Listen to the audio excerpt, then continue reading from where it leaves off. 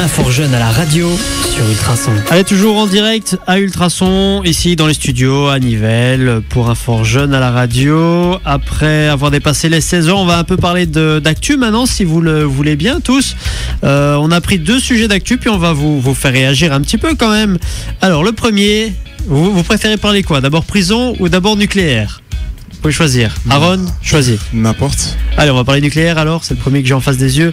Bon, bah vous le savez, vous avez un peu suivi quand même l'actu par rapport aux centrales nucléaires, tout ça, que la durée de vie va être prolongée de ces centrales nucléaires. Qui a un peu suivi? Qui sait nous faire un petit résumé? Est-ce qu'il y en a un qui a suivi, qui serait capable de nous faire ça?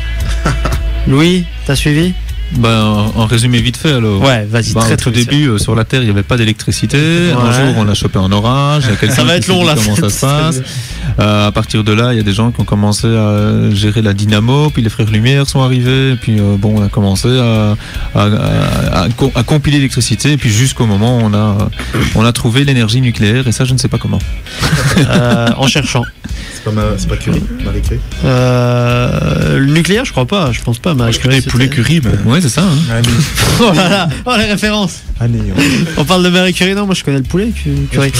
Alors, Steven Curie aussi. Voilà, alors on essaie de s'instruire et ça part en cacahuète. Ouais, c'est n'importe quoi. On me prend même pas. Non, ça va. Je me prends même pas au sérieux. C'est Homer Simpson. Il a trouvé un bâton dans sa poche. Alors vous le savez peut-être, pour revenir à l'actu, déjà on va faire un petit test. Qui sait combien il y a de centrales nucléaires en Belgique? Brahim, combien il y en a? 20. Ah non, il y en a beaucoup moins. Aaron, une petite idée? On va dire 16. Ah non, beaucoup moins. 5, il y en a que 5. Même pas, il y en a que 2 en fait en Belgique. Il y a le fameux Doel et puis le fameux Tihange. Donc après souvent on dit Doel 1, Doel 2, Doel 3, Doel 4. En fait c'est pas des lieux différents, c'est pas des centrales différentes, c'est juste le nombre de réacteurs qu'il y a dans la centrale. Donc il y a Doel 1, Doel 2, Doel 3, Doel 4, mais qui sont exactement au même endroit. Et Tihange, il y a 3 réacteurs. Donc l'actu, c'était qu'une centrale nucléaire, ça peut vivre que 40 ans. Et puis, théoriquement, on était censé les arrêter cette année. Mais comme il y a des problèmes budgétaires et comme les nouvelles sources d'électricité, d'énergie ne sont pas encore super développées, on veut les repousser. On veut repousser la durée de fin de 10 ans de ces centrales. Le problème, c'est qu'on se rend compte qu'il y a des fissures, qu'elles ne sont pas en super bon état parce qu'elles ne sont pas conçues pour fonctionner 50 ans. Donc, il y a un peu Il y a pire, il y a les tentatives de sabotage. Les tentatives de sabotage. A priori, il y a eu une enquête après des défauts qu'il y a eu dans la centrale et il s'avérait apparemment que c'était dû à quelqu'un. Ça devait être quelqu'un qui l'avait qui avait provoqué quelque chose. Donc il y a eu des enquêtes de police. Je sais pas exactement comment ça s'est terminé, mais a priori il y a en tout cas des risques qu'il y ait des tentatives de sabotage. Et la durée de 40 ans, c'est dû à quoi? C'est la durée de vie. C'est quand tu construis une centrale, voilà, elles sont faites pour fonctionner 40 ans. Bah oui, parce qu'il y a l'usure du matériel, il y a l'usure du matériel. Donc voilà, la centrale elle est faite pour fonctionner 40 ans. Maintenant on dit elle va fonctionner 50 ans. Donc ça devient un peu problématique. On a trouvé des micro-fissures aussi dans plein de centrales qui sont censées être prolongées, par exemple Doel 3. Et puis ce qui nous concerne un peu plus directement, c'est que comme on sait qu'il y a potentiellement un risque d'accident nucléaire, les autorités vont distribuer des pilules d'iode à tout le monde. Donc tous ceux qui habitent dans un rayon de 100 km autour d'une centrale vont recevoir des pilules d'iode.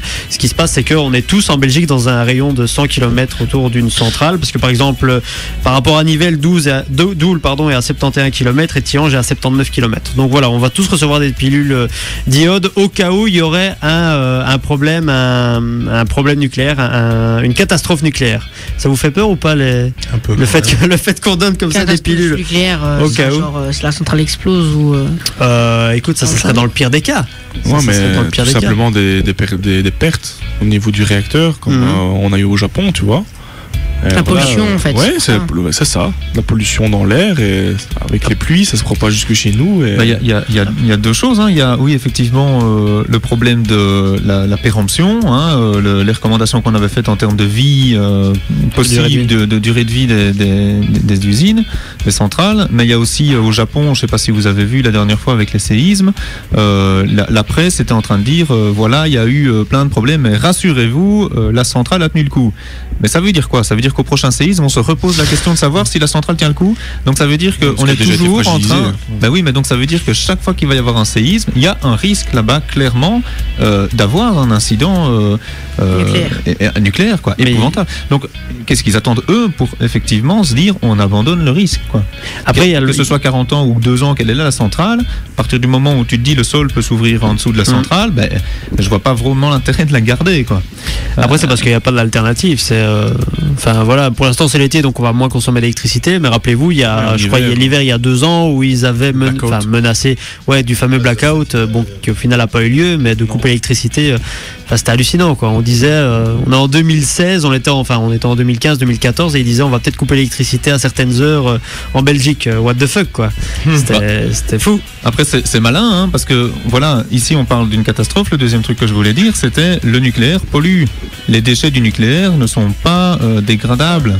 Donc ça veut dire que quoi qu'il en soit, faut pas être pressé, quoi. Oui, c'est ça. Donc le nucléaire n'est pas du tout une source intéressante pour la survie de la planète. Dans l'immédiat, oui, mais pas sur le long terme.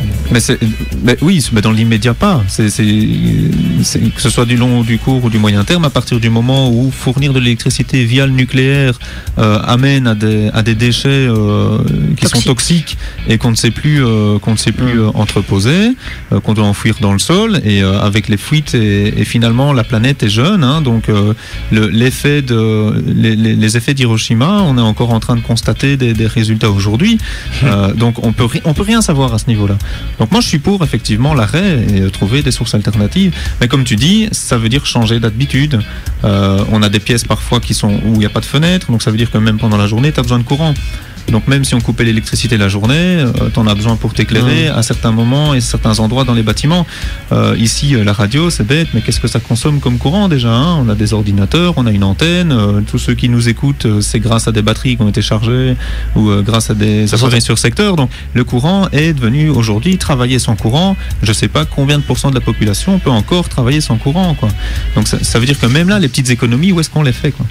Ah, c'est clair, je crois qu'il n'y a plus... là, je réfléchis à quel corps de métier pourrait travailler sans courant, mais j'en vois pas, à part quelques ébénistes ou des travail manuel, mais encore, en général, ils utilisent des outils, des appareils qui ont besoin d'électricité. Donc, ça vous fait peur un peu, vous les jeunes, là, Brahim et Aaron, les centrales nucléaires, savoir qu'en Belgique... Même les autorités pensent que c'est pas très sûr, donc ils vont nous donner des pilules d'iode au cas où. Moi, je crois qu'ils ont vraiment peur. Ils sont sur leur téléphone. Je suppose que c'est pour contacter les personnes qu'ils aiment, parce que justement, ils sont en danger depuis qu'on en parle. C'est vrai, parce que si on commence à vivre comme au Japon, eux déjà sont mal. Sortir avec des masques, voilà, c'est pas vraiment une vie, on peut dire. Ouais. Et puis, merci Aaron. Et puis il faut... Et la pilule d'iode, en fait, est-ce que vous savez qu'est-ce qu'elle protège? Parce que on nous donne toutes sortes de pilules, mais ça protège quoi? Je sais pas moi. Je sais pas. Pas pour pas avoir des enfants. Je sais pas, un filtre, on peut dire. C'est pour pas avoir un bras dans le dos ou une chose comme ça? Ça peut être un médicament qu'on peut mettre dans l'eau comme le Dafelgan, je sais pas. Ouais, mais ça sert à quoi? Ça sert à quoi? Nous protéger Mais pas mourir, quoi. Ouais, Nico? Pour nous hydrater. En fait, ça protège juste la thyroïde. Ça veut dire que tous nos autres organes, on s'en fout, quoi. On se protège de certaines sources de radiation. On sera juste tout cramé comme des poulets, mais on aura une bonne thyroïde. C'est la conclusion. C'est le principal. C'est le principal de l'histoire. Allez, deuxième sujet sur lequel je voulais vous faire réagir, c'est la grève des gardiens je n'aurais plus sur le nom, des gardiens de prison, aidez-moi sur le terme exact. Des agents pénitentiaires. Des agents pénitentiaires, voilà, exactement. Merci Louis. Qui sont en grève parce que les conditions sont de plus en plus mauvaises. Et puis moi, ce que j'avais envie de vous proposer, c'est peut-être de réfléchir un peu à des peines alternatives qui existent, voir un petit peu ce que vous en pensez. J'en ai listé quelques-unes. Alors, qu'est-ce que vous en pensez? Si par exemple on remplaçait les peines de prison par du travail d'intérêt général, donc c'est beaucoup mieux. C'est des heures qu'on va prester pour voilà, ça dépend pour qui. Ça dépend pour qui. Il y a des personnes pour la sécurité de chacun, ne pas libérer, en tout cas pas tout de suite, pas tant qu'il n'y a pas un travail qui est fait sur leur Oui, c'est sûr. Il y a mental, j'ai envie de dire, c'est pas vraiment le mot que je cherchais, mais voilà, tant qu'il n'y a pas un travail qui est fait, il y a des personnes qu'il faut pas libéré.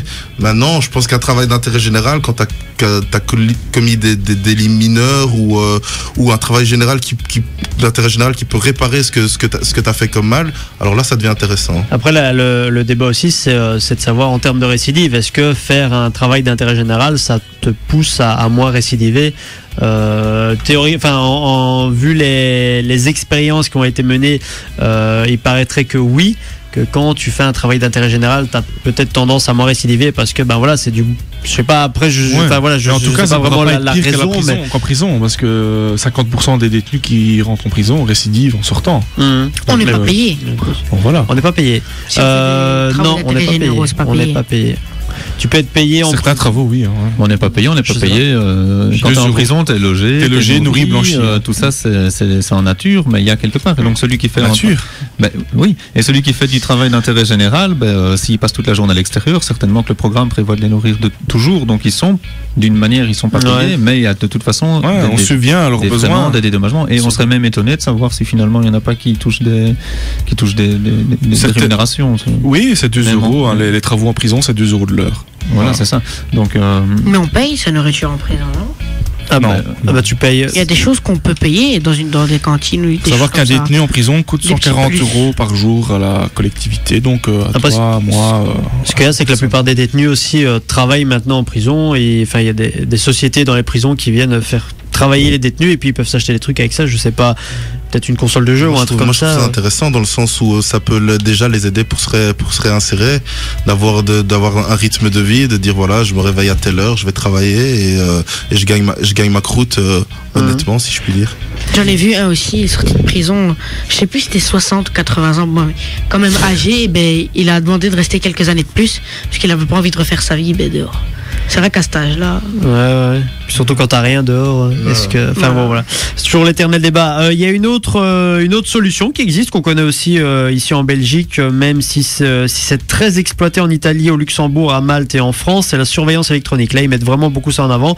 Donc c'est le fameux bracelet qu'on va garder, histoire de pas pouvoir sortir de chez soi, soit tout le temps, soit à certaines heures. Vous pensez que c'est utile, ça? Vous pensez que ça peut empêcher de récidiver, de garder quelqu'un chez soi? Non. Pourquoi, Brahim? Pourquoi c'est pas... Je sais pas, la personne qui a un bracelet, pendant 16 heures de sortie, on peut dire qu'il peut autant faire des bêtises que s'il n'en avait pas. Puis ici, il est toujours en contact avec le milieu qui a fait qu'il a commis ses crimes. Donc, mais si on lui met un bracelet, si la prison lui accorde un bracelet, je crois que c'est pas pour rien, c'est parce que son comportement s'est amélioré, ou ils sont un peu sûrs que ça ira mieux. Je sais pas, ça dépend. Parce que allez, moi, si je dois prendre un exemple, on va dire aux États-Unis, tu as beaucoup bon, c'est un exemple que je connais, donc je sais pas si ça va vous parler, mais beaucoup de rappeurs américains qui au final se font choper avec des armes, avec de la drogue ou quoi que ce soit, mais comme ce sont des personnalités publiques qui doivent soi-disant travailler pour pouvoir subvenir à leurs besoins, on leur donne des bracelets électroniques pour qu'ils puissent continuer à enregistrer leur musique et qu'ils puissent toujours être à l'extérieur, mais en attendant, toutes leurs pratiques illégales, elles se font toujours parce qu'ils sont toujours en contact avec le milieu dans lequel ils sont.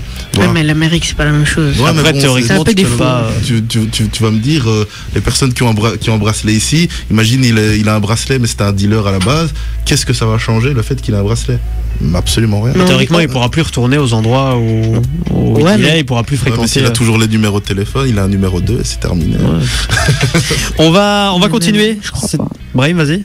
Mais je crois pas, parce que c'est ça, voilà, on lui donne pas tout de suite. Il fait quand même ces années ou bien ces mois qu'on lui donne en prison, donc on lui donne pas tout de suite. Voilà, c'est pour ça que on le donne pas à tout le monde. Si on lui donne, à mon avis, c'est par rapport à son amélioration. À partir du moment où tu as le bracelet pour être assigné à résidence, ça veut dire qu'on voit où tu es au niveau géolocalisation, donc ça veut dire que tu peux être écarté de différents trucs. Mais et après, tu as oui, mais après tu as des entretiens, tu as un suivi psychologique. Il y a des zones limites aussi. Ça l'est pas. C'est ça le problème. Si on dit quelque chose, il faut le faire alors. Il y a des zones limites, on peut pas aller partout. Ça peut être une solution si c'est bien encadré, si ça rentre dans un cadre global de surveillance. C'est clair. Ça peut pas être la seule surveillance. Il y a 2 autres pays qui ont des solutions un petit peu avant-gardistes, entre guillemets, c'est le Canada et le Royaume-Uni. On en parle dans quelques instants si ça vous va. Ça vous va, c'est intéressant en tout cas. C'est des avis différents. Allez, à tout de suite. Caribou. Info jeune à la radio sur Ultrason. Effectivement, Fort Jeune à la radio. Et puis on va continuer notre discussion sur les peines alternatives qui existent dans le monde. On a fait un petit tour des peines classiques qu'on connaissait. Puis moi j'en ai deux autres à vous proposer. Par exemple, la première c'est au Canada. C'est ce qu'on appelle la surveillance intensive. Alors c'est un petit peu comme le bracelet électronique, sauf qu'en fait il n'y a pas de bracelet, mais on oblige la personne qui a été sanctionnée à rester chez elle à certaines heures. Alors soit toute la journée, soit à certaines heures de la journée. Il y a un couvre-feu. Et donc la surveillance se fait par téléphone. Donc il y a quelqu'un qui appelle j'avais les chiffres ici que je n'ai plus en face des yeux, qui appelle en général de 4 à 6 fois par semaine pour vérifier si la personne est bien chez elle. Et en plus, il y a 1 à 2 visites par mois. Donc il y a quelqu'un qui vient personnellement 1 à 2 fois par mois pour voir effectivement si cette personne est chez elle, si elle respecte ses engagements. Et en plus, il y a vraiment ce qu'on disait là tantôt, il y a vraiment un suivi. Donc il y a une personne qui est chargée de suivre c'est pas le détenu, mais de suivre la personne sanctionnée et qui va l'obliger à se réinsérer. Donc ça part un petit peu de l'idée du bracelet électronique, mais en beaucoup plus soft. Et en plus il y a une obligation d'insertion, ce qu'on disait là tantôt. Alors le Canada, ça fait quand même souvent office de modèle. Est-ce que vous trouvez que c'est un peu plus sympa, ils ont confiance en tout cas. Oui. Et j'ai même envie de dire, c'est purement canadien, quoi. Et ils sont allés, je vais pas dire lax, mais ils sont plus open, quoi.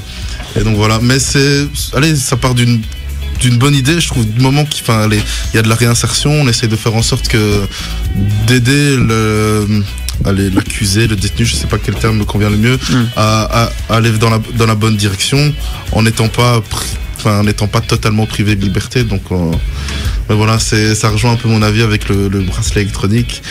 Est-ce qu'on sort vraiment du milieu dans lequel on était plongé? Voilà, je sais pas.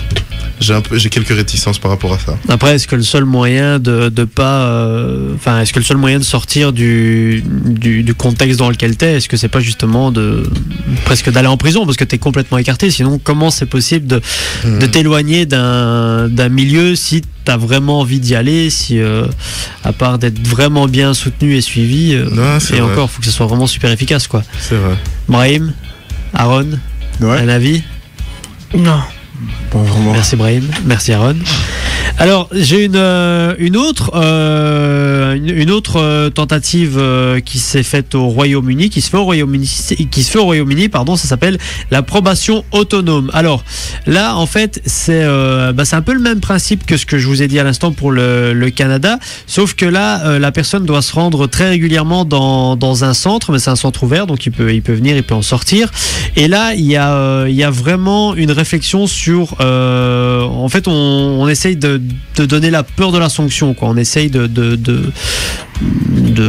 donner à la personne qui est détenue la peur d'une sanction potentielle. Donc on essaye plus de lui faire un peu peur, quoi, de le faire un peu flipper, mais en essayant de le réinsérer. Donc c'est une tentative un petit peu différente de celle du Canada. C'est beaucoup moins sévère parce qu'il n'y a pas de vérification chez soi. On peut sortir, on peut venir, on peut se déplacer vraiment comme on veut dans le centre, mais voilà, c'est un petit peu différent. Vous pensez que c'est une bonne solution comme ça de tenir les gens dans un milieu, de les écarter du... Non. Moi ça m'inquiète un peu. Pourquoi ? Je sais pas, moi ça m'inquiète un petit peu de se dire qu'on va arriver à les convaincre d'être mieux rangés parce qu'on va leur faire peur. La crainte éveille des sentiments souvent, surtout chez quelqu'un qui serait récidiviste ou qui aurait déjà eu des problèmes au niveau justice. Mais la peur, normalement, active un comportement de... Après, donc voilà, moi je pense que je sais pas. C'est peut-être ce que va engendrer la sanction. C'est peut-être pas la sanction en tant que telle, mais c'est si t'es en prison, tu peux pas faire ça. C'est peut-être la peur de ce ce que peut engendrer une sanction.